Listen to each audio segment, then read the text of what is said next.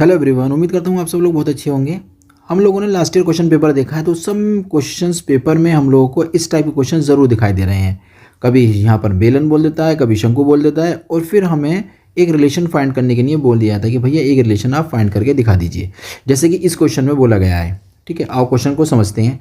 सिद्ध कीजिए कि एक शंकु के अंतर्गत महत्तम वक्र पृष्ठ वाले लंबवृत्तीय बेलन की त्रिज्या शंकु की त्रिज्या की आधी होती है। तो ये तो रिलेशन हमें फाइंड करना है, यानी कि जो बेलन की त्रिज्या होगी वो शंकु की त्रिज्या क्या होगी भैया, आधी होगी।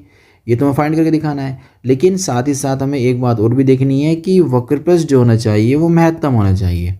ये दो बातें दिमाग में रखकर हम क्वेश्चन को करते हैं सॉल्व करना शुरू। बहुत इंपॉर्टेंट क्वेश्चन हैं, आपको तैयार करके रखने पड़ेंगे अपने पेपर के लिए ज़रूर। ठीक है, तो स्टार्ट करते हैं। सबसे पहले क्वेश्चन ने बोला है कि शंकु के अंतर्गत, यानी शंकु के अंदर एक लंबवृत्तीय बेलन है। ओके, पहले ऐसा करते हैं, शंकु हम लोग बना लेते हैं। शंकु बना लेते हैं अच्छा सा। ये गया, देखिए शंकु हमारा। अब इसके अंदर एक बेलन बनाना है। इसके अंदर बनाना है हम लोगों को एक बेलन।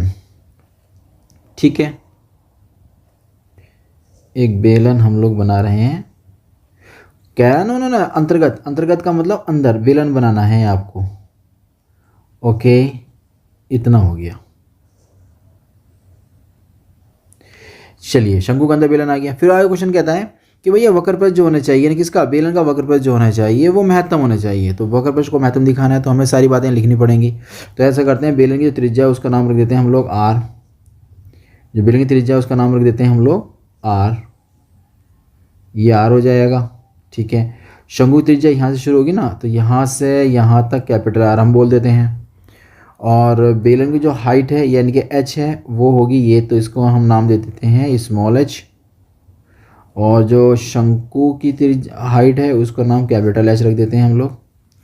और क्योंकि हमें ज़रूरत पड़ेगी इस अल्फा के, यानी कि छोटे कोण की ज़रूरत पड़ेगी, यानी कि अर्धशीर्ष कोण के, शंकु के अर्धशीर्ष कोण की ज़रूरत पड़ेगी। इसका नाम डायग्राम बनाना, इसका मतलब आपने एक नंबर पक्का कर लिया। अब डायग्राम के अंदर जो भी आपने लिखा है वो आपको लिखना पड़ेगा, इसलिए आपको एक नंबर यहाँ भी पक्का हो जाएगा। इस टाइप मार्किंग होती है ना।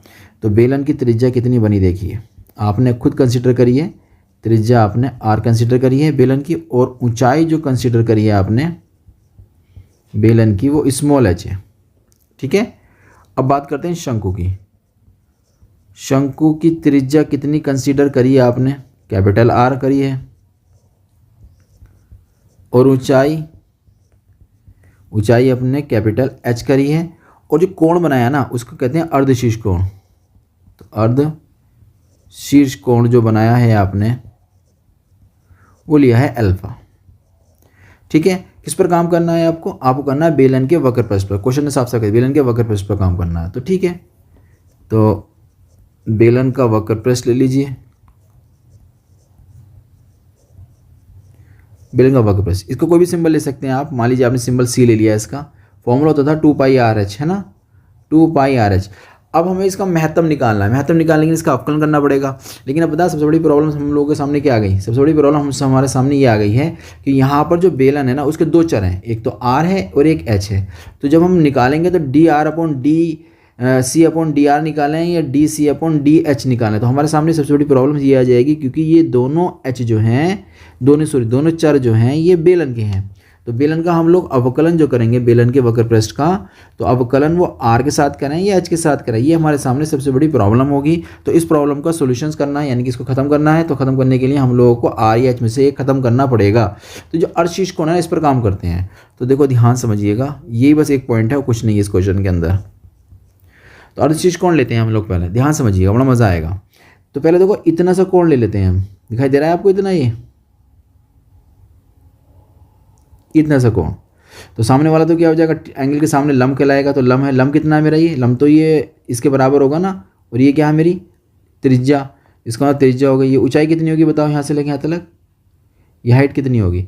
आपने देखा कि पूरी हाइट जो है कैपिटल एच है, उसमें से नीचे वाली हाइट अगर निकाल दी जाए कैपिटल एच में, तो कितनी बचेगी, ये बचेगी इस कैपिटल एच में से माइनस का एच। ठीक है, इसका मतलब tan अल्फा का मान तो आपने निकाल लिया। कितना आसान था निकालना ना, आपने निकाला आर और capital H minus small H. एक बार फिर आप समझते हैं इस बात को कि भैया अल्फा कोण आपने इतना लिया था, अगर मैं अल्फ़ा कोण यहाँ से पूरा ले लूँ तो ये भी तो अल्फ़ा ही बनेगा ना कोण। देखो इसमें भी तो अल्फ़ा ही कोण ही आ रहा है पूरा। इसमें जो हमारा आधार बन जाएगा वो लंब बन जाएगा पूरा, यहाँ से लेकर यहाँ तक लंब बनेगा। थीटा के सामने लंब कहलाता है ना, लंब बन जाएगा। ये वाला जो होगा हमारा आधार बन जाएगा। तो ठीक है, इस वाले केस में हमारे पास कितना मान निकल कर आएगा, तो लंब बटे आधार होता है ना tan का मान, तो लंब ये हो जाएगा और आधार हमारे पास हो जाएगा कैपिटल H। यानी कि इस समय जो हमारे पास रिजल्ट निकल कर आया वो आया R/H।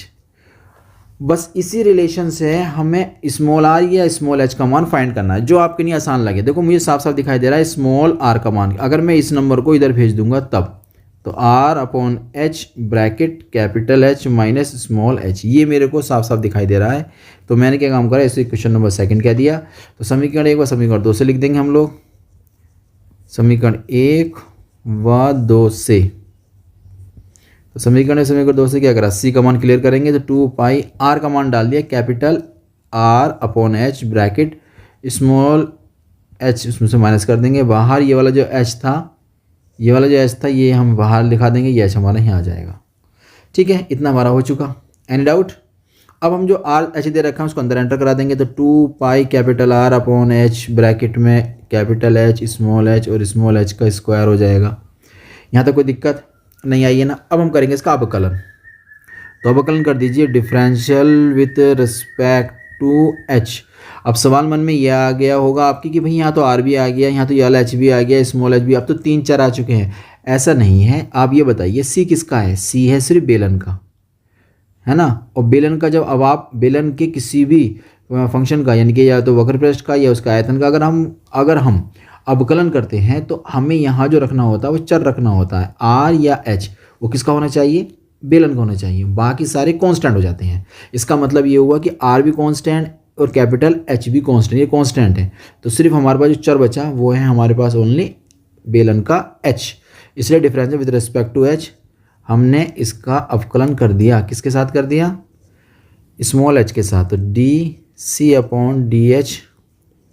d/dh 2 pi capital R/ capital H और कैपिटल H और स्मॉल h का स्क्वायर। जब इतनी बात हो ही गई है तो आप सब जानते हैं कि ये तो हमारा कांस्टेंट हो गया है, बाहर आ जाएगा। अंदर का जब अवकलन करेंगे तो यहाँ पर कैपिटल H तो ऐसे ही रहेगा, स्मॉल h का बन जाएगा 1, क्योंकि h के साथ तो कर ही रहे हो ना आप। तो ये हो जाएगा h स्क्वायर का 2h बन जाएगा। ठीक है, इतना हमारा हो चुका। लेकिन हम लोग सब जानते हैं कि हमें एक बार अवकलन और करना पड़ता है, तो हम लिख देंगे यहाँ पर अगेन। यह काम को पहले थोड़ा सा स्मार्ट कर लो इसको, उसके बाद हम लोग दोबारा कर लेंगे इसका अवकलन। तो 2 पाई r, ब्रैकेट मत खोलिएगा नहीं तो कैलकुलेशन थोड़ी सी आपको अजीब सी दिखाई देगी। इतना हो चुका है। तो अगेन अवकलन करना पड़ा है ना, अगेन पुनः डिफरेंशियल करने पर, तो अगेन डिफरेंशियल, बस इतना लिख दीजिए। तो d/dh एक बार और आ जाएगा यहाँ पर, dc/dh के साथ। तो d/dh यहाँ ऐसे ही आ जाएगा, और जो फंक्शन था वो आप नोट कर दीजिए 2 पाई r/ capital H bracket capital H minus के 2 स्मॉल h। ठीक है, इसका हम अवकलन कर देंगे। ये बन जाएगा d² c/dh का स्क्वायर। ये हो जाएगा 2 पाई कैपिटल R, तो कांस्टेंट है। ब्रैकेट के अंदर जाएंगे तो यहाँ तो स्मॉल h है नहीं तो 0 बन जाएगा। यहाँ स्मॉल h का बन जाएगा 2, h का हो जाएगा 1, है ना। इतना बचा आपके पास रिजल्ट। फाइनली आप लोगों ने एक प्यारा सा रिजल्ट निकाल लिया है। देखिए यहाँ बचेगा सिर्फ -2, तो -2 बचेगा, मल्टीप्लाई कर दीजिए आप, तो -4 पाई RH हो जाएगा। इसका मतलब क्या है पता है, इसका मतलब ये सेकंड जो डेरिवेटिव था वो आपका निगेटिव आ गया, इसका मतलब 0 से कम आ गया है ना, 0 से कम आ गया। क्योंकि देखो अब यहाँ पर R जो है ये आपकी त्रिज्या है, शंकु की प्लस की होगी, ये ऊंचाई है ये भी प्लस की होगी। तो ओवरऑल रिजल्ट अगर प्लस का हो जाए, उसका आगे लग रहा है माइनस, तो पूरा आंसर क्या बन जाएगा, माइनस का। जब इतना हो जाएगा तो इस बात को देखकर आप कह सकते हो, क्या कह सकते हो कि भाई जो वक्र पृष्ठ लेके चले थे ना हम, जो सी लेके चले थे, ये सी वो हमारा क्या है, महत्तम है। तो सी यानी बेलन का वक्र पृष्ठ था ना, वो बेलन का वक्र पृष्ठ महत्तम होगा। ठीक है, इतनी बात समझ में आपके आ गई होगी, क्योंकि क्वेश्चन ने बोल भी रखा है ना भैया। देखो साफ सी बात है, क्वेश्चन ने क्या रखा है कि आपको जो है ना, ये देखो साफ साफ क्या रखा है उसने कि महत्तम वक्र पृष्ठ को लेकर ही काम करना है। तो जब हम महत्तम वक्र पृष्ठ ले लेंगे तो हमारा तो काम हो गया एक काम। अब जो प्रूफ करने वाली बात है उस पर काम करते हैं।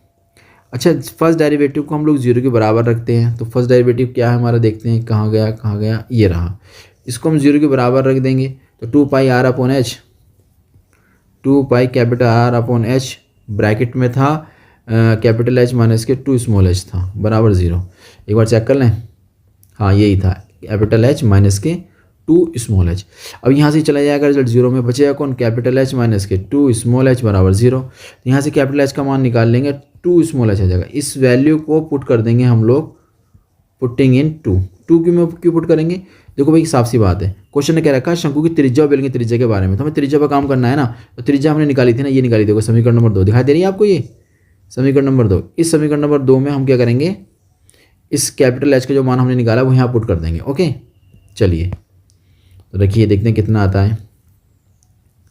आर बराबर था, एक बार फिर चेक कर लें, आर बराबर कितना था, आर बराबर था, ये रहा, कैपिटल आर था ऊपर, नीचे इस कैपिटल एच था, तो कैपिटल आर नीचे कैपिटल एच कितना रख देंगे हम लोग, स्मॉल 2h। आगे कितना था, आगे था कैपिटल एच और माइनस का था यहाँ पर तुम्हारा स्मॉल एच। तो एक बार फिर देख लेते हैं कितना था, देखो सी का मान कैपिटल माइनस के स्मॉल एच, ठीक है बिल्कुल सही है। तो कैपिटल एच जो हमने लिया है वहाँ तो रखना पड़ेगा कितना, हमको 2h रखना पड़ेगा। तो फाइनली आप लोगों ने एक प्यारा सा रिजल्ट निकाला है, देखो कैपिटल आर अपॉन 2h, और यहाँ बन जाएगा आपके पास एच से एच कट जाएगा, आर बराबर कैपिटल आर अपॉन 2, कितने ईजिली आगे निकल के ना। ये स्मॉल आर कौन है बताओ जल्दी से, क्या माना था आपने, बेलन की त्रिज्या मानी थी, ठीक है। और कैपिटल आर कौन मानी थी, जल्दी बताओ जल्दी से, कैपिटल आर शंकु की त्रिज्या मानी थी, शंकु की त्रिज्या। तो हम लोगों को ये भी तो प्रूफ करना था ना। तो उम्मीद करता हूँ ये क्वेश्चन आपकी समझ में आ गया होगा। हम लोग मिलते हैं एक नए क्वेश्चन के साथ।